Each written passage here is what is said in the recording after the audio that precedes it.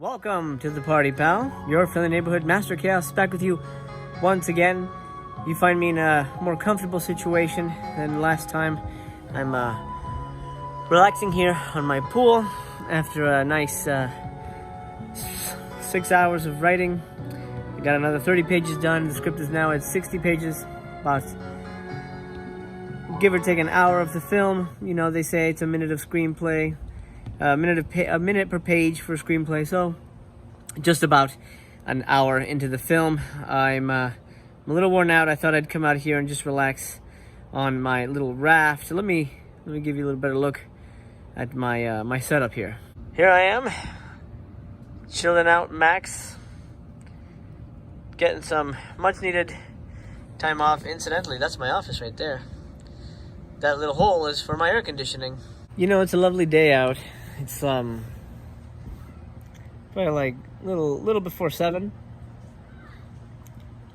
and I was going to shoot a collection video out here on the raft, but honestly, I don't want the films to get wet, so I don't want to risk it. So what I'll do is I'm gonna enjoy my little raft time right now, just chilling out, enjoying my delicious J&B. And today we're gonna talk Criterion. I'm going to show you my entire Criterion collection. I think that's something fun we can do. I can set it up back in my office how I did it in yesterday's episode. By the way, I hope you enjoyed that collab episode. I was very happy to get Todd and Undead Nightmare 24 to help me out with that. They were amazing guys, and they really provided some really fantastic commentary that really, I think, solidified the piece. I'm going to be doing another collab down the road. The one I'm working on right now is Arrow versus Criterion. So I have one person lined up, Mr. Wet Movie 1. I think most of you guys know Brendan, a good buddy of mine. If you are a YouTuber, a fellow movie YouTuber, and you want to weigh in on the debate of Arrow versus Criterion, let me know. I'd love to. We have space for one more person. I want to add one more person to the Criterion versus Arrow boutique Blu-ray label debate. That'll be coming up as soon as I get that other person, of course. But I'm excited to show you that. So tonight, let's talk Criterion. I'm going to walk you guys through my entire collection. We'll see what I got, and then we'll take it from there. I'm going to enjoy this. I'm going to enjoy my pool, and you know what? Maybe I'll shoot the outro now so it feels like really fancy. I'll do that. I think I'll do that. Okay, so we're back in my office. I had to turn the main lights on. The mood lighting was nice, but it was hard to read the spine numbers with these puppies on. So what I've done is I've got my collection here organized, it's surrounding me right now. I'm going to break it down by spine number. I felt that was the easiest way to get through it. Let's get into it. Number 2. I'm going to go this way. Seven Samurai, of course, classic film. And I upgraded to Blu-ray. Beautiful. If you've never seen Seven Samurai, honestly, what are you doing with your life? Number 6, Beauty and the Beast. My favorite Beauty and the Beast, by the way. This is a fantastic film. Okay. This is 11. Seven Samurai. Seventh Seal. Of course, most people would be familiar with this film as the film that Bill and Ted's Bogus Journey made fun of. Next, this is 14, 15, and 16, the Samurai Trilogy. I just picked this up during the sale. Really fun trilogy of films there about Miyamoto Musashi, the famous samurai. 24, High and Low, Akira Kurosawa. Not my favorite Akira Kurosawa, to be honest. It's okay. It's a little slow. It's long, too. But he's still a fantastic filmmaker. 30. M. This is a masterpiece of a movie. Fritz Lang, right? I believe it's Fritz Lang, yeah. Fritz Lang. Wonderful movie. And of course, it's got the amazing... I'm blanking on his name. I can't believe it. Peter Lorre. Oh, my God. Peter Lorre. Amazing. Okay. 34. Andrei Rublev. You know, I've seen it, but I don't remember the film. I believe it's about a painter. It's a Russian film about a painter. It's long, too, right? Yeah, about 3 hours. I've seen it. I honestly don't remember anything about it. This is a masterpiece. Diabolique. I actually have bought this on Blu-ray. I've seen it so many times, and I just had to buy the Blu-ray, but I haven't opened it and checked it out on Blu-ray. But I love this movie. Diabolique. Great thriller. Highly recommended if you don't have it. 36. The Wages of Fear. This is a wonderful movie. I talked about this and a couple of others, which you'll see on a previous physical media exercise. Wages of Fear. Masterpiece. This is the Blu-ray. And 38, Branded to Kill, a great Yakuza thriller with the, what is his name? Joe Shishido. Joe Shishido is a really interesting actor. He played a lot of gangsters back in the day in Japanese cinema. And he got cheek implants to make his cheeks bigger. So when you see him, I don't know if I can find a picture of him. When you see him, he looks like a chipmunk. So apparently he did this because the studio told him that he needed to look more handsome. So that he got cheek implants to look like a chipmunk. Oh, that's a good picture of him. Hold on. And apparently it got him work because he's been working non-stop. That's Joe right there. You see that guy? Chipmunk face? Not the best. But yeah, Joe. He's known for his chipmunk cheeks. Solid action movie, by the way. Next. 51, everyone knows Brazil. I've seen this movie a ton of times. Again, I bought the Blu-ray to upgrade. I don't even know where my DVDs are, but bought the Blu-ray. Haven't watched it yet, but amazing, wonderful film. All of samurai stuff, as you may recall. Yojimbo, great film. Of course, Kurosawa and Mifune. Sanjuro, same kind of idea here. Fantastic film. And this is like 53. I believe I said the other one was 52. Yes, 52, 53. And they all came in this lovely little box. That's how I grabbed all those. I had to get all those. 61, The Life of Brian. Classic. This is a DVD. I don't think it's on Blu-ray. I might be wrong, but I don't think it's on Blu-ray.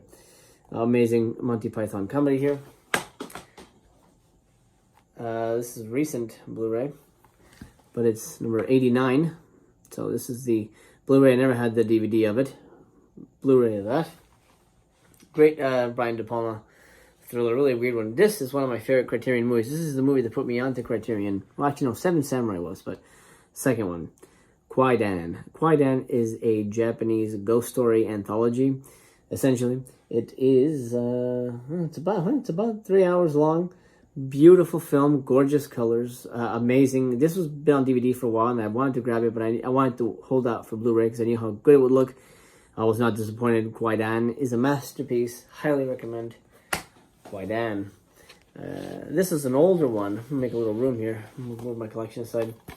This is 92. This is a DVD. Can you believe the Criterion Edition put out Fiend Without a Face? Criterion Edition, the people who put out the Bergman box set, the people going to do the Fellini box set, put out a movie about crawling brains. That's amazing. So I think anybody who says that, Criterion is kind of hoity-toity, or maybe they're partially right, but they put out Fiend Without a Frickin' Face. 92, I don't know if I said that. Next.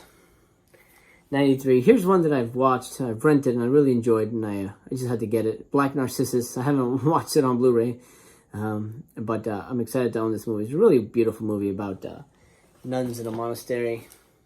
Did I say what that was? 93. The last of these single digits. Single digits, double digits. La Ventura. And this is 98.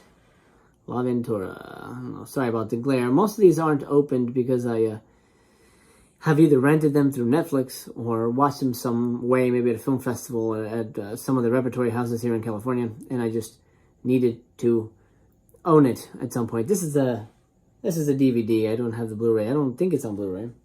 La Ventura. Great film. Antonioni. It's the only Antonioni movie I like. I'm not a big Antonioni guy, to be honest. Okay, gangbang, here we go. These are the hundreds.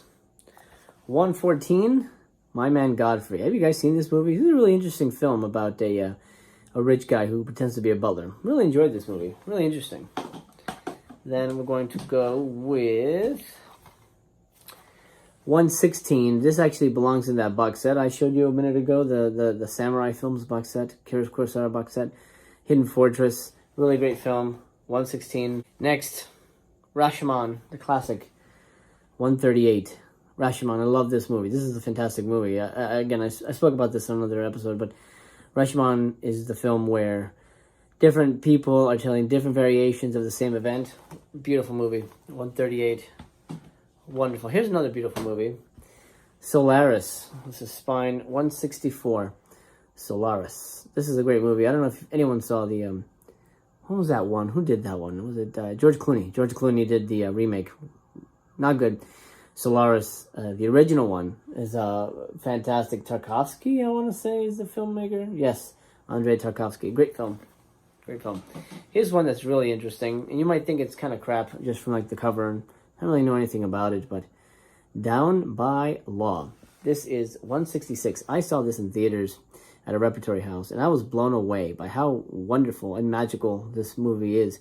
Very simple movie about a couple of crooks that escape from prison, but amazing. I mean, amazing cast. You got Tom Waits, and you got Roberto Benigni and John Lurie.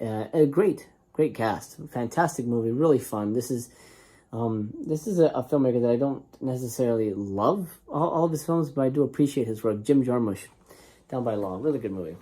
Next, The Killers. This has both versions of the Killers story by Ernest Hemingway. This is 176.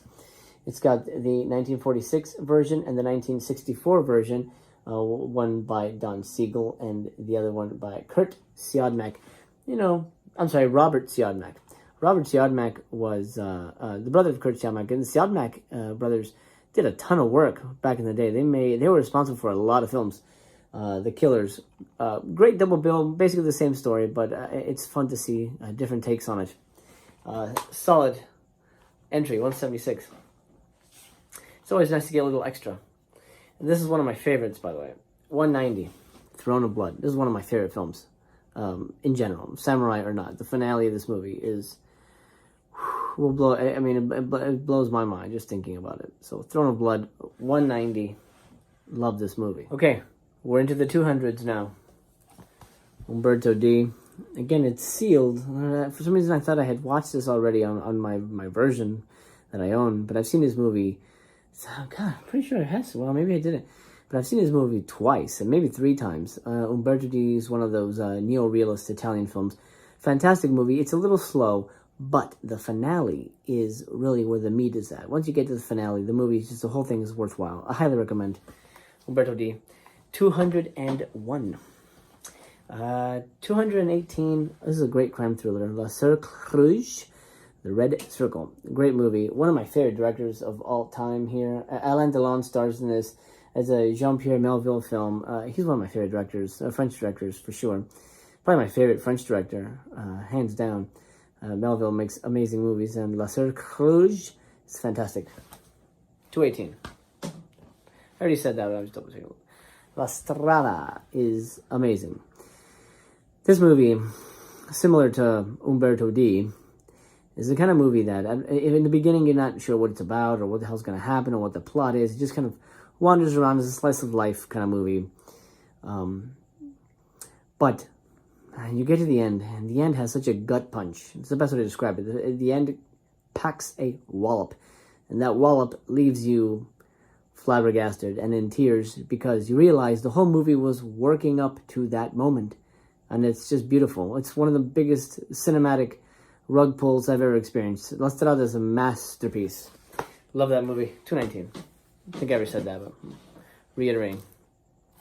221. Ikiru. Again, this one's shut too. I keep forgetting that I haven't seen these. I just kind of collected them. I should really open them up and check out the supplements, which I don't really do that often, but I want to do that. Ikiru is a beautiful movie. It's a Kurosawa film. It's not a samurai film. I guess you could call it a slice of life film. It's about a man who's reaching the end of his life. I think, if I remember correctly, he has a terminal illness, and he wants to sort of change his view of life in the last few days of it. Fantastic, phenomenal movie. Sort of it's a Japanese It's a Wonderful Life. That's what I would liken it to. Wonderful movie. Fantastic. Great performance by Takeshi Shimura. Really amazing actor. He's been in a lot of Kurosawa films. Wonderful movie. I've really got to rewatch that. I'm going to set that aside. I got to rewatch that. Here's one of my favorite Japanese horror films. It came from the Criterion Collection. This and Kwaidan inspired me to become a Criterion collector. Onibaba. Onibaba. This one needs a Blu-ray very badly. Criterion, if you're watching, you're probably not, but if you are, Onibaba on Blu-ray, please, please, please, please, please. This is a great movie. 226. This is a movie. So, I mean, it's a classic Japanese ghost story about if I'm remembering correctly, it's about a demon mask and, the trouble that follows wearing it. A great movie, really atmospheric, just a beautiful, freaky movie. Perfect Halloween viewing, too, actually. So, Onibaba, if you guys want to do a Criterion for Halloween, Onibaba, find that. I don't know if it's out of printer or something. I don't really keep up with that stuff. 248, of course. Videodrome, wonderful, wonderful film. Everybody knows Videodrome. David Cronenberg's masterpiece of magical realism and technological tomfoolery. This is a wonderful movie, powerful, powerful movie. Maybe it doesn't always make sense. It doesn't have to make sense. It just has to be a powerful piece of cinema. And it is. Videodrome, 248. It's the horror of the video age. Here's a wonderful movie, 249, The Battle of Algiers. This is Pontecorvo, right? I'm just double checking that I got the director right. Yeah, Gillo Pontecorvo, 2-hour film. This is 249. The Battle of Algiers is made to look like a documentary. Wonderful film. Really enjoyed this film. It's shot on really kind of rough, grainy black and white. This is the Blu-ray edition. It cleans up okay, but not great. But it doesn't need to be cleaned up because it's supposed to look rough, like it's really happening, at the moment. This is sort of an action-packed film too. This doesn't let up. There's a lot of big action scenes happening in this movie. Okay, next, great movie right here, 260. This is a sealed copy. I thought I had opened it. I'm finding all these things that I need to open and rewatch. Eyes Without a Face, great film. 260. It is a French film. I'm gonna try and pronounce the French title. Les yeux sans visage. Hey, that's pretty good. I'll go with that. Really powerful movie about, it's a movie that I feel like has been remade, or at least parts of it been remade, where someone needs body parts from someone else, and there's like a mad scientist. It's that kind of story, Jess Franco's done a couple of those things. This one, however, is a masterpiece. It looks beautiful. It's got stark photography. I mean, from 1959 too. Gorgeous film. It's a French film. I think I mentioned that already. I really need to rewatch this movie. It's such a beautiful movie. I highly recommend it. Kagemusha, great film. 267. This is Akira Kurosawa again. Akira Kurosawa and I believe Bergman and Fellini basically have set up shop at Criterion. Kagemusha, epic movie. This is one of his few color films, though. So, honestly, for me, it doesn't work so well in color. I don't know why. Sword of Doom, 280. Sword of Doom is a bad-ass samurai movie. This is pure bad-assery. This is... Tatsuya Nakadai and Toshiro Mifune star in the film, but it's directed by... Kihachi Okamoto's. That's right, Kihachi Okamoto's. Fantastic. It's about a samurai, and he's sort of on the run, and basically the finale of this movie is nuts, balls to the wall, samurai sword slashing, action. Highly recommend Sword of Doom. Spy number 280. Okay, let's roll into the 300s with Melville's masterpiece, Le C'est Moi, starring Alain Delon. Alain Delon kicks the shit out of this movie. He plays a hitman on the mean streets of France. This is a wonderful movie, Le C'est Moi. And that is 306. 309. Ugetsu, Kenji Mizoguchi. This is a ghost story film. Now, this also comes with... I'm sorry, I said 306. 309. My bad. This also comes with a film about a documentary about the director, Kenji Mizoguchi. It is an unnumbered spine. So this whole package is 309. Ugetsu. Here's a film that's very divisive, but I really enjoy it. It's very much a meta film. 359, The Double Life of Veronique, starring the beautiful Irene Jacob. This is a film that I think the first time you watch it, you're gonna, step back and go, what the hell was that? It's almost inscrutable. It's a film that you probably need to watch twice, maybe 3 times. It took me, the first time I watched it, I didn't get it, but I knew there was something magical there. And I rarely rewatch films. Something compelled me to rewatch it, and I rewatched it, and I discovered sort of the hidden meaning of the film. It's very much a metaphorical film about life and how important every moment is, because you never know when it's all going to go away, right? And that is 359. Here's a movie that kicks major ass. 384. For anybody who says that Criterion doesn't put out like real badass movies, well, first, number one, they put out The Rock. Did you know that? They put out The freaking Rock on Criterion. The Rock. Oh, they also put on Armageddon. That blows my mind. Anyway, Vengeance is Mine. This one is 384. Vengeance is Mine is a masterpiece. It is basically about a Japanese criminal, serial killer type of guy, and not necessarily a revenge movie, but just a really hard-boiled crime film about this guy who has no emotions and really just does whatever he has to do to get what he wants. And it's a masterpiece film. Who directed this? Stars Ken Ogata. He plays the killer. And, Imamura. Shohei Imamura. Great film. This is a really wacky one. 394. Let me make sure that we're in order. Okay. 394. The Woman in the Dunes. This is the scariest movie I've ever seen in my life. I've seen a lot of scary movies. This is a fucking scary movie, man.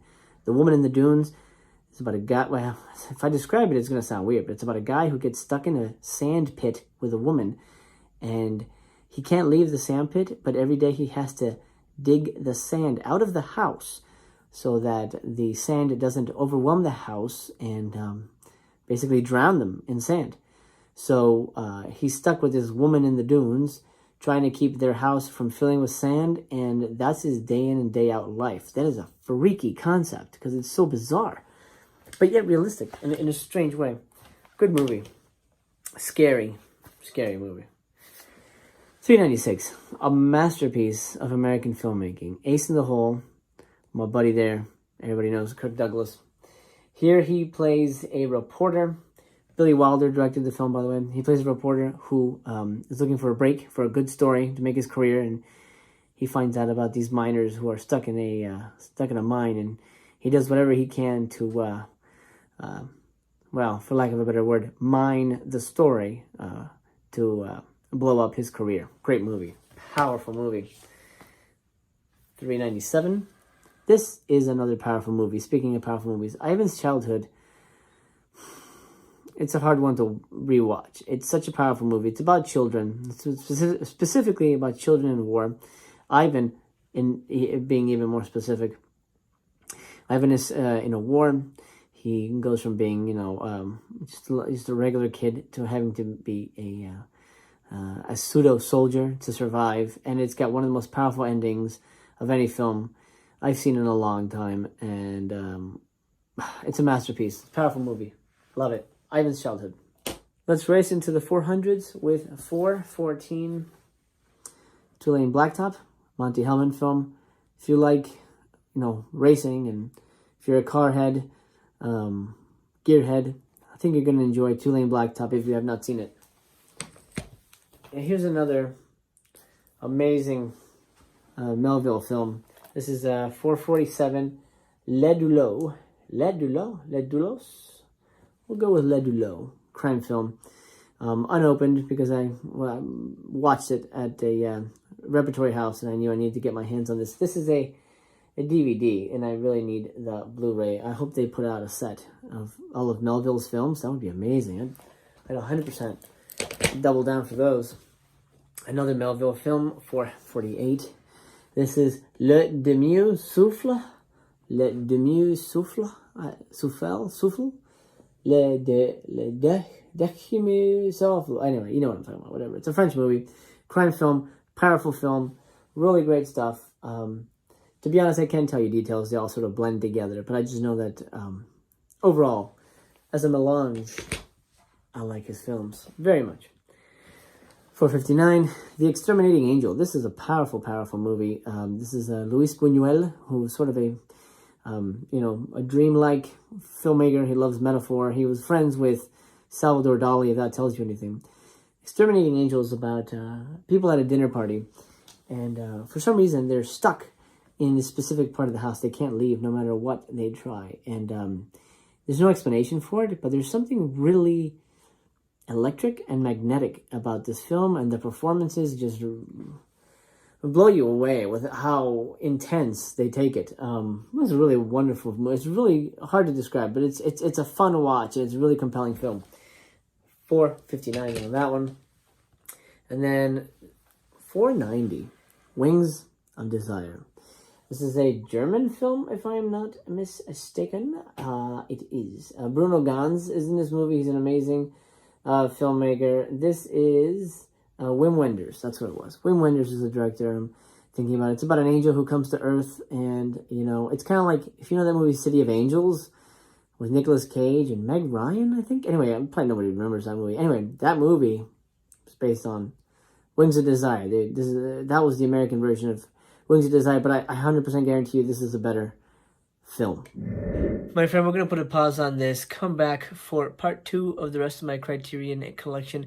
We're heading into the 30-minute mark. It's getting a little long. I don't want to take up too much of your time. I don't want to overstay my welcome because I appreciate your time and I appreciate you spending that time with me. So come back tomorrow. We'll talk some more Criterion collection. There may even be a part 3 because I'm looking over here and I've got my Eclipse series box sets, which I want to add. They're not numbered, but they're part of the collection, and I want them to be showcased in this video as of August 2020, what my Criterion collection is. They are a part of it, so I may need to do this in three parts. If you're old here, welcome back. Thank you so much for being here. I appreciate you hanging out with me. You look wonderful today, and remember, you're the pumpkin to my spice. If you're new here, consider subscribing, because if you do, I'll see you tomorrow. This is The Daily Show, and we talk movies, Hollywood, filmmaking, all that good stuff. It's going to be a blast. It's a party. You should join. It'll be great. I've got a piece of cake with your name on it. And if you're gluten intolerant, I've got a gluten-free cake with your name on it. Okay, pal, until we meet again, I wish you a very pleasant good night, wherever you are.